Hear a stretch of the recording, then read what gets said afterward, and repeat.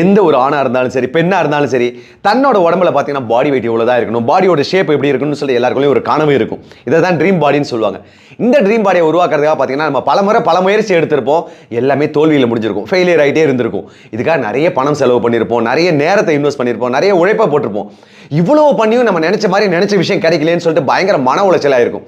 அதனால ஃபிட்னஸ் பற்றி யார் பேசினாலும் வெறுப்பாக தாங்க இருக்கும். எஸ், உங்கள் இடத்துல நான் இருந்தாலும் அப்படி தான் யோசிப்பேன். அதுக்காக அப்படியே விட்டுற முடியுமா என்ன?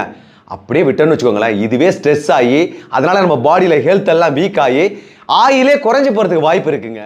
நமக்கு ட்ரீம் பாடி வரலைன்னாலும் பரவாயில்ல, நமக்குன்னு ஒரு அழகான ட்ரீம் ஃபேமிலி இருக்குல்ல, அவங்களுக்காக நம்ம ஏதாவது பண்ணி தானே ஆகணும்.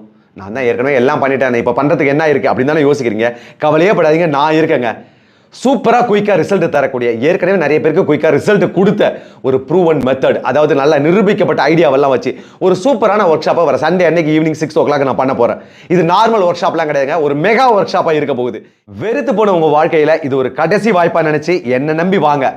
இந்த மாதிரி ஒரு பிக்கஸ்ட் ஒர்க் ஷாப்லாம் இதுக்கு முன்னாடி நான் பண்ணவும் இல்லை, இதுக்கப்புறம் பண்ணுவோம் நானும் தெரியல.